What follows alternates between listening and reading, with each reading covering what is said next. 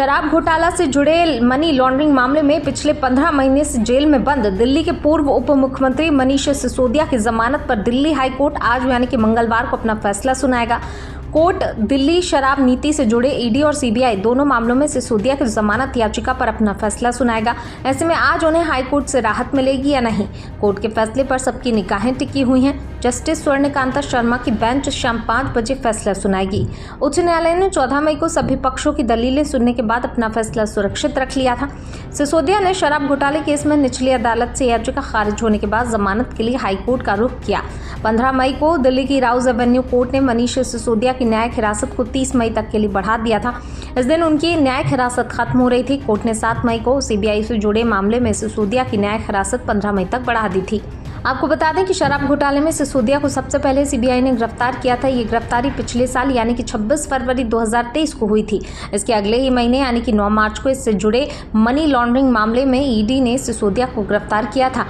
जांच एजेंसी ने सीबीआई की प्राथमिकी के आधार पर सिसोदिया को गिरफ्तार किया था। सिसोदिया ने 28 फरवरी को दिल्ली कैबिनेट से इस्तीफा दे दिया था।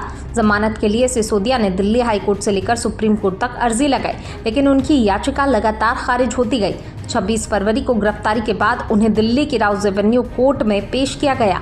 कोर्ट ने उन्हें 5 दिन की सीबीआई हिरासत में भेज दिया। इसके बाद 4 मार्च को कोर्ट ने 2 दिन और उनकी हिरासत बढ़ा दी। 7 मार्च को ईडी ने सिसोदिया से करीब 6 घंटे तक पूछताछ की, तो वहीं दूसरी बार पूछताछ के बाद ईडी ने 9 मार्च को उन्हें गिरफ्तार कर लिया। इसके बाद उन्होंने जमानत के लिए याचिका दाखिल की, लेकिन निचली अदालत ने उनकी याचिका को खारिज कर दिया। इसके बाद उन्होंने सुप्रीम कोर्ट का भी रुख किया, लेकिन शीर्ष अदालत ने उन्हें जमानत के लिए हाई कोर्ट जाने को कहा। 3 मई को सिसोदिया जमानत के लिए दिल्ली हाई कोर्ट पहुंचे, लेकिन हाई कोर्ट ने उनकी याचिका खारिज कर दी। हाई कोर्ट ने 3 जुलाई को भी उनकी जमानत याचिका खारिज की। इसके बाद सिसोदिया 4 अगस्त को सुप्रीम कोर्ट पहुंचे। सुप्रीम कोर्ट ने सुनवाई की तारीख 5 सितंबर रखी, लेकिन उस दिन की सुनवाई टल गई। सुप्रीम कोर्ट में कई बार सुनवाई टली। शीर्ष अदालत ने 30 अक्टूबर को सिसोदिया की जमानत याचिका खारिज कर दी। बता दें, सीबीआई और ईडी ने अगस्त 2022 को सिसोदिया के खिलाफ केस दर्ज किया था। सिसोदिया ने मार्च 2024 में ट्रायल कोर्ट में जमानत के लिए दोबारा याचिका दाखिल की थी। 2 अप्रैल को उनकी जमानत याचिका पर सुनवाई हुई थी। सुनवाई के दौरान सिसोदिया के वकील ने कहा था कि सिसोदिया के पास से ईडी को अब तक कुछ भी हाथ नहीं लगा है। जांच पूरी हुए 10 महीने से अधिक हो गए हैं, ईडी को कोई भी सबूत नहीं मिला। इस दिन राउज एवेन्यू कोर्ट ने सिसोदिया को पहले 6 अप्रैल तक न्यायिक हिरासत में भेज दिया। 6 अप्रैल को फिर से मामले में सुनवाई हुई। इस दिन कोर्ट ने उनकी न्यायिक हिरासत 18 अप्रैल तक बढ़ा दी। 18 अप्रैल को भी सिसोदिया राहत नहीं मिल पाई। कोर्ट ने ईडी से कहा कि अब तक दस्तावेजों की जांच पूरी क्यों नहीं हुई है और कितना समय लगेगा। इसके बाद ईडी ने कोर्ट को बताया कि दस्तावेजों की जांच के लिए अभी 1 महीने का समय और लगेगा। इसके बाद राउज एवेन्यू कोर्ट ने मनीष सिसोदिया की न्यायिक हिरासत को 26 अप्रैल तक बढ़ा दिया था। इसके बाद सिसोदिया ने जमानत के लिए नई याचिका दायर की थी।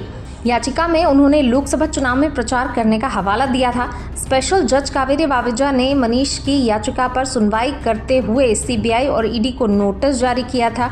मामले में अगली सुनवाई 20 अप्रैल को हुई। कोर्ट ने नियमित जमानत याचिका पर अपना फैसला सुरक्षित कर लिया था। इसके बाद सिसोदिया के वकील ने अंतरिम जमानत याचिका वापस ले ली थी। राउज एवेन्यू कोर्ट ने 30 अप्रैल को सिसोदिया की नियमित जमानत याचिका को खारिज कर दिया था। सीबीआई ने सिसोदिया की जमानत याचिका पर आपत्ति जताई। सीबीआई का कहना था मनीष सिसोदिया इस मामले में मास्टरमाइंड है। स्पेशल जज कावेरी वावेजा ने सिसोदिया की ईडी और सीबीआई दोनों ही मामलों में जमानत याचिका खारिज कर दी थी। इसके बाद सिसोदिया राउज एवेन्यू कोर्ट के फैसले को चुनौती देते हुए हाई कोर्ट पहुंचे थे।